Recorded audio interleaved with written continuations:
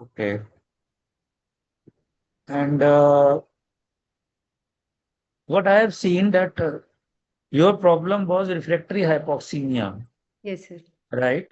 Yes, sir. Your pressures were never very high. No, Like sir. you were not crossing 32, 33, 34, plateau or PIP, whatever you have shown. No, sir. So for the other postgraduates, I mean, you said proning was done because the driving pressure was 17. Yes, sir. So the proning is done on the basis of PF or OI. It is not done on the basis of DP. Yes, sir. PF and OI were also, her PF was 58 at that point and OI was also 22. Then Dr. Pratyusha, you should say that because of the refractory hypoxemia, the proning was considered. Yes, sir. DPI is no criteria for proning, as far as my knowledge goes. No, sir. Because of And refractory if hypoxemia. and if 15 is the cutoff for DP, for a safe DP, 16 doesn't make clinically it doesn't make sense. If you are going to 18, 19, then it's a different issue. Yes, sir. But She one was, centimeter in a sick child, I mean, it's not the heavens will not fall. yes, sir. Yes, So the request to all other proposed graduates is that the proning is not done on the basis of DP, it is done on the PF and the OI ratios. yes, sir. Because of the refractory hypoxemia is indication for Protein test. proning. Yes. The It is a cutoff type for of, DP is not the indication. yes, sir. It is a type of recruitment maneuver and we had proned in view of refractory Yes, hypoxemia. yes. And for how long this child was on muscle relaxants? For initial 24 hours, sir. Okay. So So you continued the proning without with what type of sedation you were using? We had used fentanyl and cisatracurium, sir. Cisatrudine is a muscle relaxant. Fentanyl Fentanyl and dexmedetomidine were used, sir. Penta and Dex you were using. Yes, sir. Okay. And did you people do to find out whether it is hyperinflammatory influenza or it is a hypoinflammatory influenza in the beginning? Because that is a concept that is evolving for the immunotherapy. Hmm. Did you do any workup for that? No, sir. She had leukopenia, sir, persistently. Her WBC counts went as low as 1600. Total counts Hmm. went as low as 1600. Hmm. So we had considered immunoparalytic kind of reaction. Yeah, that is all right, but that is not the criteria for hyperinflammatory, no? Hmm. Leukopenia is not the criteria for hyper or hypoinflammatory. So Hmm. did you do any IL-6 or something like that? No, sir. We did not do IL-6 in this patient. Okay.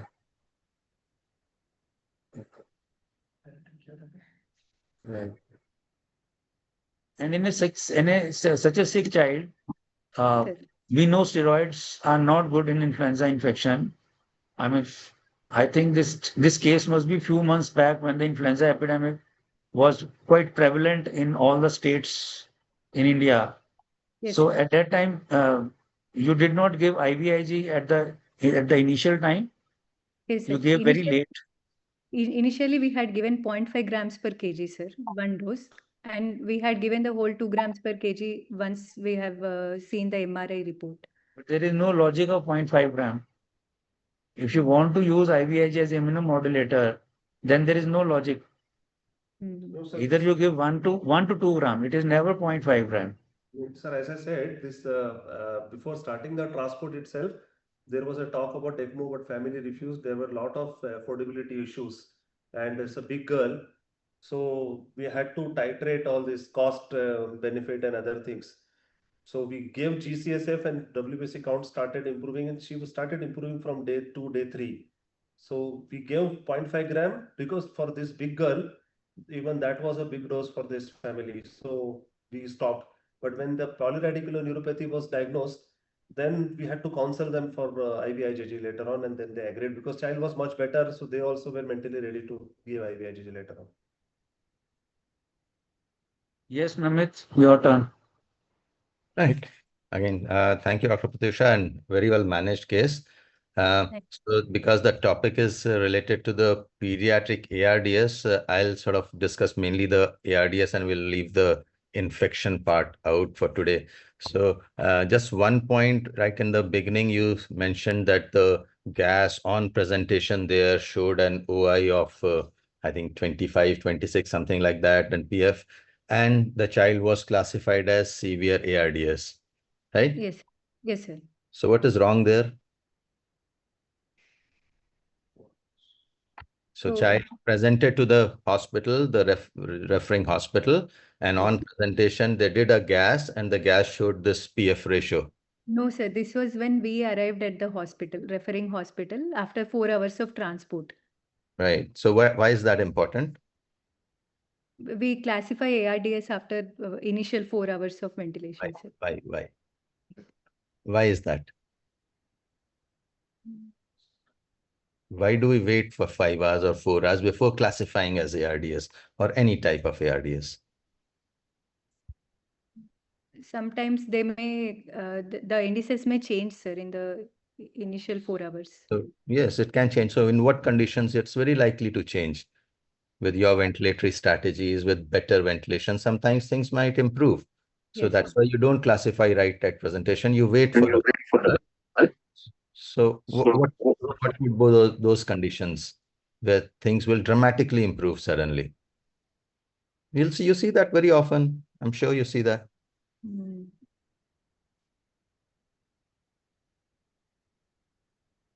Like pulmonary edemas, cardiogenic pulmonary edemas, they all will just some positive pressure and they'll improve dramatically.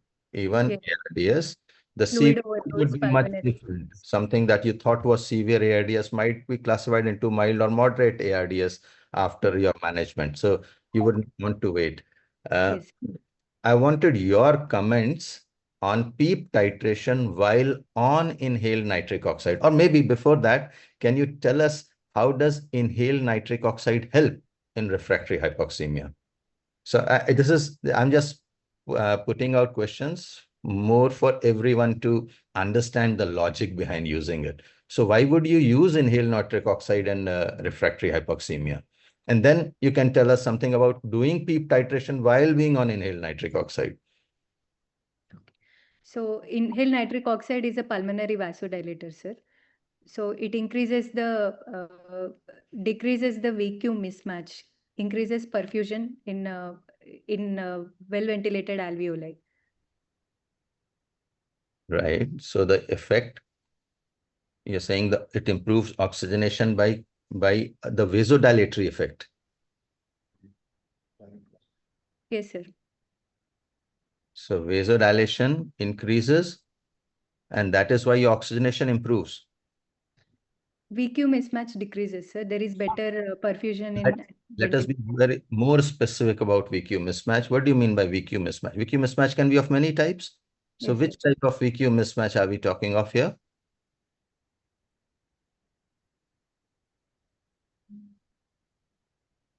So which type of VQ mismatch causes hypoxemia?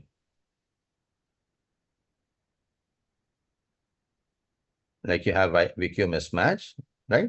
You can have VQ of 0, you can have VQ of infinity, right? The two spectrums. So Sir. at what end of the spectrum would you have hypoxemia as a result of that VQ mismatch?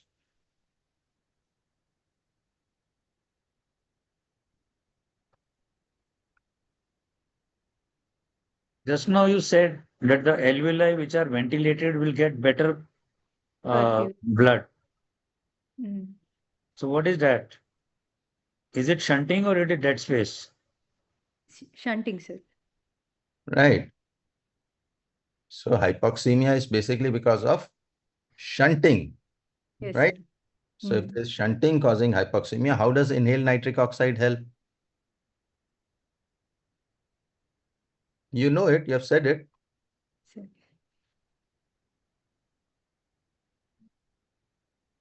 So the effect of nitric oxide for pulmonary hypertension and for hypoxemia are slightly different, right? So it reduces shunt, right? So the alveoli which are not ventilated, the blood which is going to those alveoli are now diverted towards the alveoli which are ventilated. So that is how the VQ mismatch gets improved. So the shunting actually reduces by improving perfusion to the ventilated alveoli. And that's absolutely right. You were right that that's how the oxygenation improves. So, So it is important to open the alveoli. Hmm. If you don't use your ventilation strategy optimally and you just start INO, it may not help. It may be harmful. yes. If your alveoli remain flooded with fluid and they are not recruited, and you start INO, then the effect that Dr. Namit is saying will not happen. So once First, your alveoli are open and you give INO, then you will have a beneficial effect. yes, sir. First You recruit understand? alveoli and then use Yes, alveoli. yes. When you recruit the air, the gases will go into that particular alveoli, and when you give INO, there will be blood will be available. Yes, sir. Okay. So about PEEP titration now. So you did PEEP titration on inhaled nitric oxide. We had done once prior to starting the transport, sir, when in the referring hospital that I have mentioned was optimal was 10. And then we had done here after reaching the hospital. Right. No, no, there's nothing wrong in what you have done. I'm just Hmm. asking, what do you think about doing PEEP titration on inhaled nitric oxide? So part of it was already answered by Dr. Anil just now when he told you something. Yes. So we had it will also open up the alveolar units as we go on the incremental limb. Right. So that is just what you do with PEEP titration, right? You open up you see how much of alveoli is recruitable, how much can you recruit? And that effect of recruitment with inhaled nitric oxide would be even more. So your effects of PEEP titration could be more dramatic than what you would find with Yes. routine PEEP titration, right? Mm. And Mm. you mentioned it in your presentation that you went up on the PEEP and then you came down on the PEEP for a PEEP of somewhere around 8 or 9, which you thought was optimum. Yes, sir. So why is it important to do this incremental and decremental PEEP? To recruit the alveoli, sir, we can use it as a recruitment maneuver. And Right. once we Done reach it the as a recruitment maneuver, but why is it important to go up and then come down? Do you understand? Why is it important to do an incremental and then a decremental PEEP?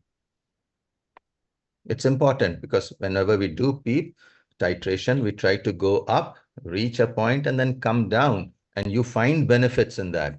yes, compliance improves on the decremental limbs at Right. the So same you time. want to be on the expiratory limb or the decremental limb of a PEEP titration.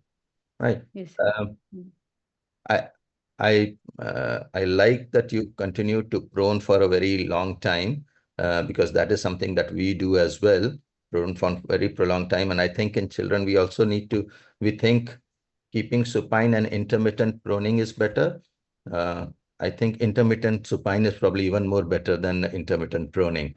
Uh, a quick question about proning. How does Sir, pruning affect the chest compliance? And how does that affect the benefit or not benefit, having benefit of pruning? When you prune, what happens to the chest wall compliance?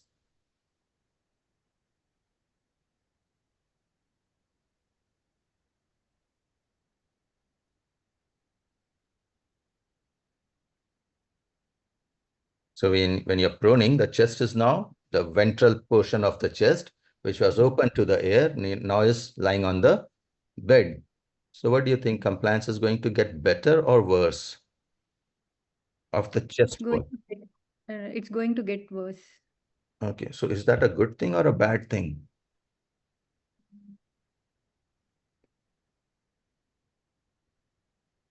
It So is if you are restricting the chest wall movement and you're still giving pressures, so where will the movement happen? in the at the alveolar levels. No, but in the chest wall, if you have restricted movement in one part of the chest, where will the movement happen? In that part of the chest, which is not restricted. Mm. So when Okay, you're so lying dorsal side prone, will. yes, that is the part of the lung that you now want to ventilate. Yes, sir. So it is important. So there are some very basic animal studies where they have restricted ventral chest wall movement by putting weight on it to force alveolar distension or air expansion in the dorsal areas. So, Okay. so that is very important. So restricting or worsening the chest wall compliance is also a very important part of proning that we sometimes ignore, right? And uh, I think the driving pressure point Dr. Anil has already made, uh, and I think it's we often discuss in almost all of our conferences as well. Driving pressure is something that you can look at. You cannot control it. If you are if you're using a driving pressure of 18, that is because the lungs are that bad that you are needing a driving pressure of 18. It's not that you are using it by choice, and it tells you that the lungs are worse and you need to probably uh, be more aggressive or use various other modalities for ventilation. Your child had 100% FiO2 for quite a long time. So if you're needing 100% oxygen, not high pressures, your pressures were not terribly high in most of the duration. It was good that the child recovered without ECMO, but this child had ECMO written on it right from the beginning most of the time. But yeah, I think it's very well managed. Congratulations. Thank you, sir. Do you think, Dr. Pratyusha, that if this child had been on ECMO, the course could have been different?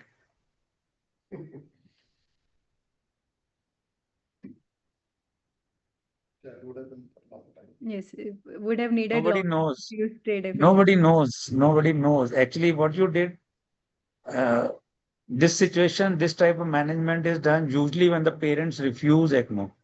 Mm. Otherwise, as Dr. Namit is saying, this was Mm. an ideal candidate for VV ECMO. Yes. Yeah, because of the excessive oxygen, exposure to oxygen, like 100% oxygen for a very long time, and the Mm. pressures were fortunately very not very high most of the time. Mm. But exposure to oxygen is always a ignored thing. We do not realize how much damage is being done, Mm. and that is one of the triggers for the for the infections. And because of the oxygen, there is so much loss, changes in the micro at the alveolar level. That you get, all these fungi and everything coming and attacking the child. Mm. Dr. Mulai, I think you can go to the chat box now. I think Krishna has Ah, raised his. yeah. Krishna, Dr. Krishna, yeah, you had a comment to make. Okay, okay, okay. Good evening, sir. Good Uh, evening. it it is very well managed case. Just I have few comments because PGs and trainees are looking at this. I have two comments. One is regarding the when you used HO4, you have used map of 15 and amplitude of 60, right? So theoretically, we don't exactly what is happening in the alveoli. Nobody knows. So when you are using a 15 of map and a 60 of amplitude, that means above 15, 30 you're giving positive and you're pushing, and 30 you are pulling. Mm. Okay, that is 15 less than the map. So there are chances that it may suck with negative pressure so much that there may be chances of theoretical chances of alveolar collapse. So usually, by theoretically, we do not go beyond double that of map per amplitude. Understand what I'm saying? Yes, yes, got it. So, isn't it? So that is one that we are look at. Yes, you may say, you may argue that we don't know how much it is at the alveolar level. Nobody knows about it. Okay. So, but theoretically, you do not go beyond that. And other important thing I just wanted to tell, because trainees are there. You told that it has neurological examination is not good. That's what you was told. You could have little bit told about what is the power. You told about power, but what is the tone? What are the DTRs? Okay, so that would give you this thing, because in this patient, you did MRI brain and spine. isn't Yes, it? sir. After that, you have given IVIG. Theoretically or scientifically, I don't find much corroboration between what you said in the MRI and what you treated with IVIG. Okay, So she, her, either if you do not treat it also with the course of the disease, the child might have improved over the next 4 weeks, 6 weeks or so. Okay, that is one point I wanted to make a comment. And other is you told Aspergillus niger, that was you're attributing to this thing, right?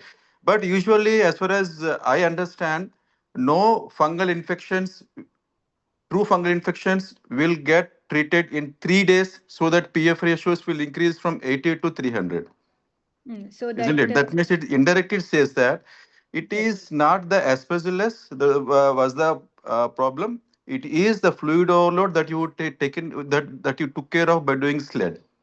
Right. So you could have used you could have told us the day wise fluid overload till day 7, day 8, the time when you had started a sled. This will give you the listeners a little bit good view of about it. Okay. yes, And other that's thing just I wanted to comment is regarding this. You use GCSF. sir. Right. The Mm. GCSF, I don't think because trainees shouldn't take this message that when there's leukopenia in ARDS, you're supposed to use GCSF. That shouldn't be the message. Okay. And same time, you are, for instance, since beginning, you are saying that there is lymphopenia, right? When you give GCSF, usually doesn't improve lymphocyte count. It increases neutrophil count. The same time, here the pathophysiology is the suppression of bone marrow, right? So if you use GCMSF also, I don't think that will be much useful because and the natural course of disease, it will take its time. If you become so restless by giving medication, so many medications, sometimes I feel that we do a lot that may not be necessary at all. But we need to be careful about these type of ancillary therapies. What I feel, but otherwise, it's exactly well managed case, and I wish to congratulate. Yes, sir. I'd shown the fluid balance chart, sir, as how it as the fluid balance improved, the PF and OS have improved, and GCSF we have used as an immunomodulatory therapy for this immunoparalytic kind of uh, MOF by influenza, as recommended in the article by Carcillo. That's what I'm saying.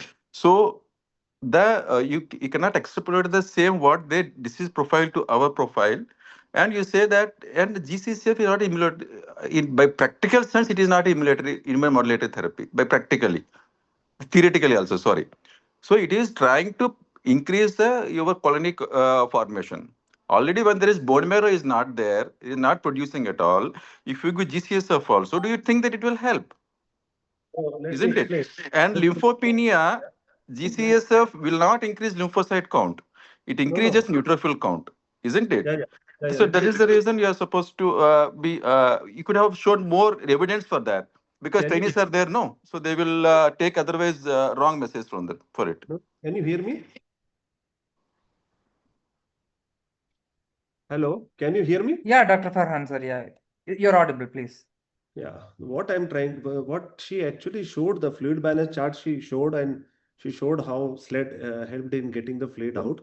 And in the presentation, we never mentioned anywhere that the aspergillosis niger was the cause of ARDS. We said that on day 5, we discovered aspergillosis, and then we started appropriate antifungal. We never mentioned that that is the reason for the clinical deterioration of the child.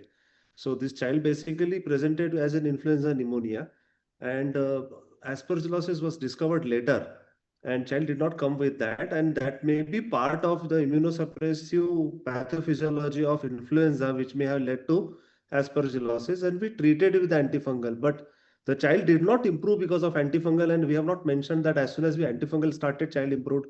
We have never mentioned anything like that. And SLED table she has clearly shown, and she showed how the we achieved a negative fluid balance over a period of time. And third thing, GCSF improves the neutrophil count, and anything which improves neutrophil count or lymphocyte count is ultimately immunomodulatory. It is modulating your immunity. So that is something which is recommended by many papers now.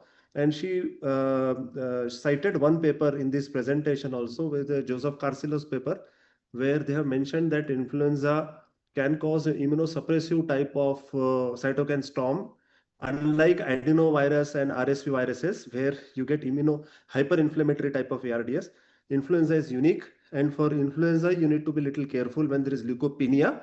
So that is why steroids have been shown to increase mortality in influenza pneumonia. Because this was not a lecture, we did not mention a lot of references and all that. This is just a case presentation. So we just presented only one or two references just to carry the case forward. So one reference she mentioned, and in that pathophysiology about how influenza suppresses the immunity and why steroids are not recommended, and when there is a leukopenia, GCSF is recommended. That is mentioned.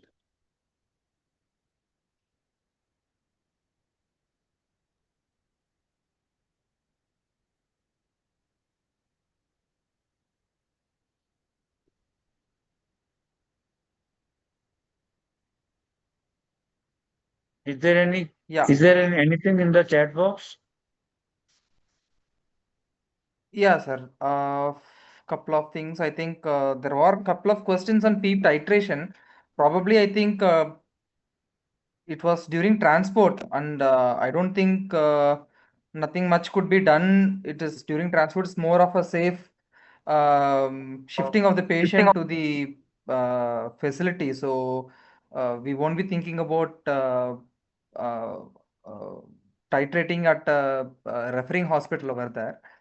And yeah, there was a question like how many minutes or how many breaths should we wait before we change to next PEEP while during PEEP titration. So you mentioned the PEEP table, like you went Yes, from PEEP of 8, 10, 12, 14, incremental and then decremental. So the yes, question sir. asked is like between each of these PEEP, like how long do you wait? Two to 2 to 3 minutes, sir. Okay. And I think there were a couple of questions on nursing care during proning. For the benefit of audience, could you just explain or so how do we manage like because proning is quite often, as you mentioned, though it is not uh, uh, uh, mentioned in the PALI guidelines as definitely helpful, we do practically feel that most of these patients do benefit. But nursing care is very important while proning. So, what are those things that you take care? And following that, I think Dr. Krishna has something to say. Yeah, you can complete this. Sure, sir. So, coming to one of the risks of prolonged proning is the loss of skin integrity. So, first thing is to identify the pressure points. We can use an airbed, and we can use water gloves or pressure relief modes to beneath the pressure points. And in our child, for the first 24 hours, she was very sensitive and she had her saturations were very labile even when we were trying to turn her head to one side. So the first 24 hours, we had just concentrated on relieving pressure on the pressure points with adequate water gloves and airbed support. And later, we had after 24 hours, we had turned her head in a different side to relieve the pressures, and we had used optimal nutrition for her to maintain skin integrity. We had given her micro minerals also, supplementation of micro minerals also. What is another important thing that you need to take care during proning apart from pressure points is eye care, right? Yes, eye So care yeah, also. there will be also pressure And on the eyes because they are kept prone. So that is also something that we do. And yes, another important thing, especially in adolescents, is many of them do develop some feed intolerance due to pressure on the abdomen. So what is recommended is you just keep some, they called as boulders over the chest yes, and pelvis so that the abdomen is free. Otherwise, that causes a lot of abdominal compression and regurgitation of feeds happen, and enteral nutrition may not be appropriately achieved in these patients. So pressure points, pressure sores, eye care, and ensuring that you don't compress on the abdomen. So these are some of the things that do we take care. And joint should be in neutral position. So many times the elbows, all those things in units which are not routinely practicing proning, the staffs need to be aware of how to place their joints, everything in neutral position. So these are some of the other points that we need to take care. yes. Dr. Krishna, yeah, I think. Yeah. Hey, did you do CT chest to look at the lung sequelae like so? No, no, no. Okay, because I think nowadays, in the last, I think this patient must be 4 5 months back when the influenza epidemic was there all over India. So there's similarly, we also have a lot of these kids who require very high FiO2 and not much pressures. That means there is some problem with the alveolar membrane, might be a problem rather than a dense consolidation by Mm. pathophysiology. So what we did was for not many patients, we did HRCT for around 4 5 patients. There we could see a lot of fibrosis after once the patient is stabilized. We did CT scan look at how the damage was. So one of those one patient was on ECMO, so he was okay. So we started empirical on nintedanib, so antifibrotic agent. So I'm not sure how much it will help, but for the next 6 months, 1 year, we will repeat as clinically we'll see, and then we can look at the imaging again, repeating imaging again, and then see what how the things will go on. This is very important. And usually mini ball resulting in the aspergillus usually we don't treat. We treat unless it is because in our unit we do bronchoscopies for all the patients who are ventilated if we are suspecting a VAP. So if it is bronchoscopic ball is only present, if there is suggestive of any organism, then only we try to treat it. The role of anti-fibrotic agents in such a situation is still very controversial in pediatric patients. But yes, that's a one long-term complication and that can occur. And we also started this drug that Dr. Krishna is saying in one of the patients, but he developed hepatotoxicity. So that we had to stop. There are other drugs which are of doubtful value, like azathioprine and other drugs, MMF. So I really don't know where the the the situation is not at all clear in pediatric patients. Exactly, because a children's lung respond differently to injury as compared to adults. Yes, yes. Fibrosis not much in children as compared to adults. Right. More collagen response than But I think we should plastic. do routinely for these patients, if it is possible. We need to do SRC so that we know what is happening to the lungs for our knowledge and to prognosticate the family. We kept this I'm child in not. Yeah. prone for almost 90 hours, almost for 4 days. This child was on in continuous prone because she was extremely labile. The moment you change the position, she was going into severe hypoxemia. So it was very difficult to shift her for a CT. We do CT scan quite routinely for patients with ARDS, but if she's unstable, it was difficult. She was very Yeah, unstable. yeah, We not could not. on when the child is unstable. Once the things get settled after 5 days, 7 days or so, it will give some idea as what is happening exactly to the lungs, fibers, amount of fibers, and all those things.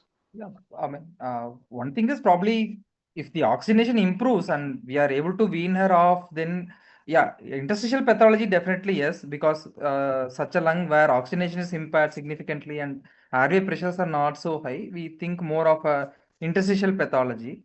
And CT chest for the purpose of fibrosis, maybe if the patient continues to remain hypoxic after a week or 10 days and you are taking care of fluid overload and other cofactors which do contribute, then probably yes, from the fibrosis point of view. And as Dr. Anil sir said, yeah, we did have a idiopathic possible ILD related thing where we explored pirfenidone, ninadatinib, all those things, and they are having quite a few side effects, especially cytopenias and hepatotoxicity.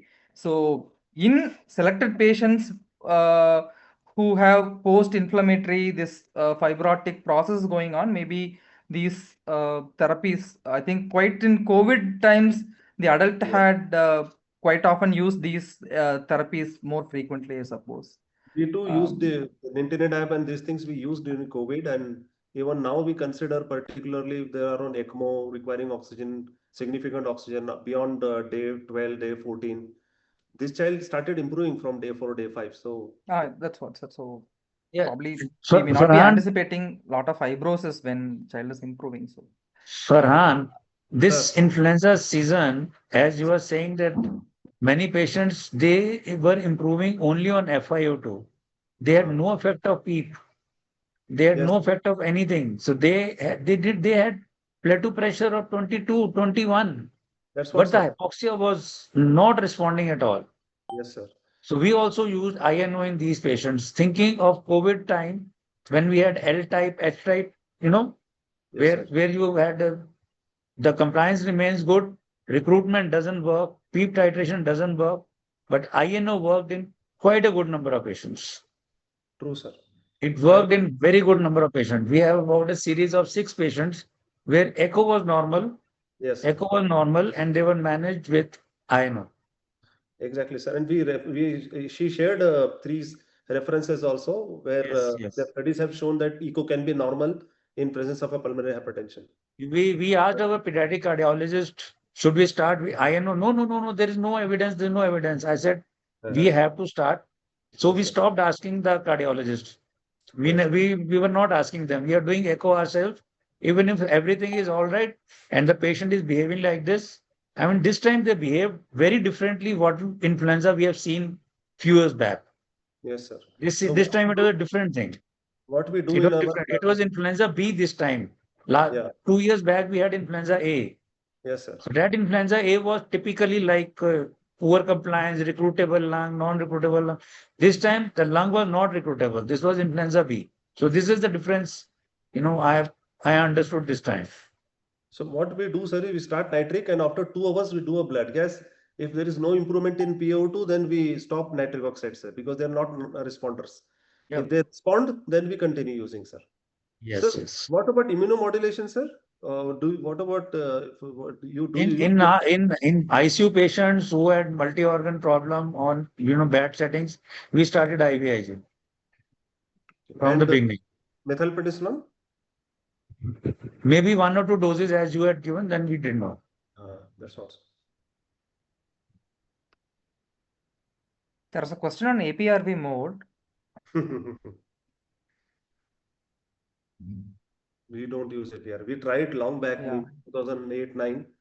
We didn't find it really helping, and it creates a lot of stress in the intensivist who are using it rather than reducing the stress in the patient. Yeah, I think APRV, we should, not only the intensivists, the entire team of nurses, everyone should be, Yeah. what to say, aware of how it works and Hey, troubleshooting. what is it? Otherwise, Yes. setting up the T low is very crucial there, and not many units or many people are comfortable with that. We did have a study from PGI where due to increased mortality, the study was not Yeah. went to the complete mode I to think it was Saptarishi, published in Lalgudi, Gujarat. and where so that is about APRB. The selection of What else? APRV is institutional dependent. There are some institutions where it is a favorite mode. Dr. Akshay is doing some research on It that. is not my favorite mode at all.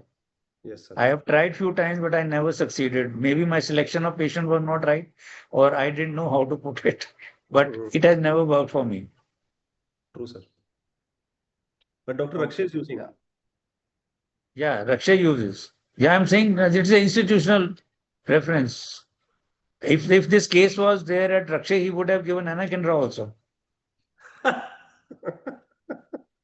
He would have given Anakinra within 3 hours. Yeah. So anything So go else? for PEEP titration. Yeah, I think we talked about opening the alveoli where the effect of nitric oxide would be much better. I think that was answered.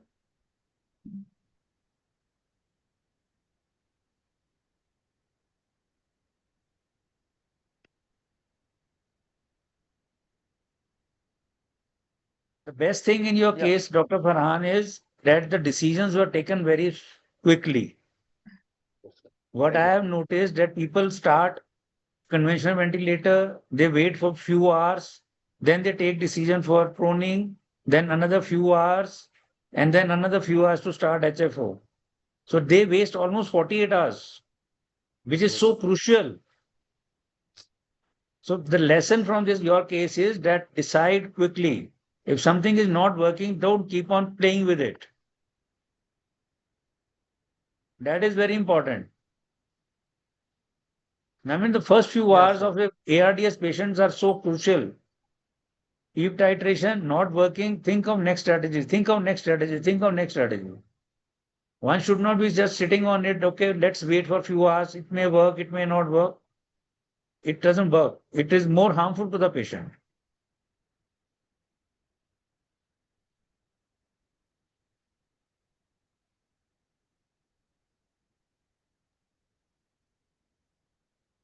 When to start HFOV cutoff? I think there was a discussion on that. Maybe Pratyusha, can you just? Sir, as a part of lung protective measures, we have started, sir. As always, HFO we can use for lung protect as a lung protective strategy. It will decouple the oxygenation ventilation. We can use smaller tidal volumes. Uh, and at such a high frequency with optimal frequencies and the continuous distending pressure, it will open up the alveoli also. There will be better recruitment.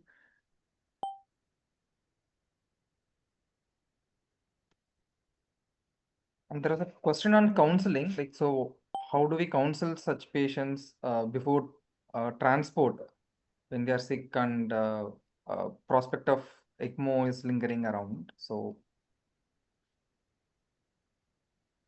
So we had counseled this family that the child might need ECMO, sir. Initially, we had counseled them that the ECMO team would be coming there, initiate the ECMO, then we will transport the child, looking at the clinical condition as explained by the referring doctor. But there were farmers family who still wanted to do everything for the child, but they just requested that you do it if at all it is needed at any cost, then we will try to do what we can. So considering their financial background, we just tried to see if we can bring her safely using ventilation strategies and INO. And after reaching the center, after understanding her pathophysiology better, then whether we should try. So, like sir said, we have tried proning, we have tried HFOV, and as the child, we have used higher SpO2 targets, and we had gone. Did not aggressively wean off the FiO2s and INOs, and we gave the lung to recover from that time to recover from that hypoxemia. Ultimately, we did not have to use it. Child improved within 3 to 3 days, 3 to 4 days. But we had counseled them that in case she needs ECMO, she will need ECMO. Then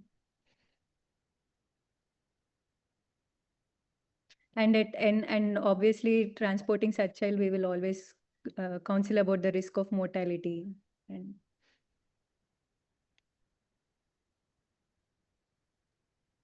yeah, See, in such yeah, patients, counseling, particularly in private sector, is like walking on a very tight rope. So what happens is if you really press for ECMO, and if they're not affordable, and then if the child remains on conventional or HOPP and dies, then family can be in grief for entire life that they did not offer their child a therapy which could have saved the child, and just because of money the child died because they were not affordable. Sometimes it can backfire also. They may attack saying that you did not provide treatment because of money. So we usually, what we say is, if you keep the child on ventilator and nitric oxide, and this ECMO technology has come mainly after COVID, and previously we used to manage on conventional ventilator and HFOV, and we used to have 50% survival in such sick patients. And if we put on ECMO, then the survival can increase up to 70 to 80%. In our unit for viral pneumonia, survival is more than 80%, 85%. So we say that the survival will increase. It's not that if you don't do ECMO, the child is not going to survive, but chances of survival will be better on ECMO. And second thing, what we say is the starting cost is the only cost.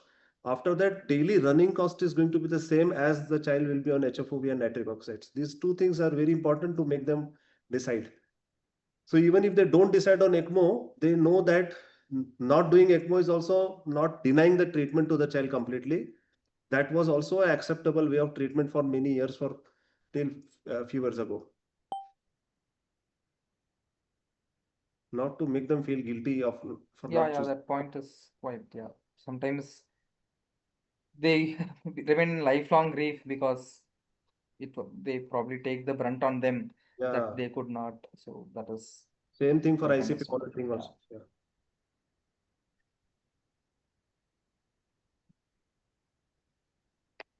So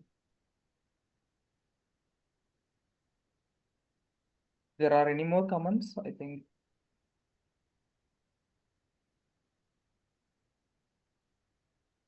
Okay, sir. So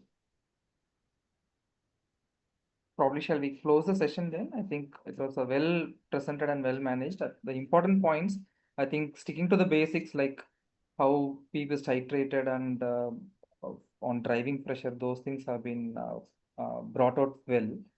And I think we didn't, this session was more about ARDS management, so we didn't touch more into the inflammatory cascade, the immunoparalysis, GCSF, roll off, all those things I think were not detailed into.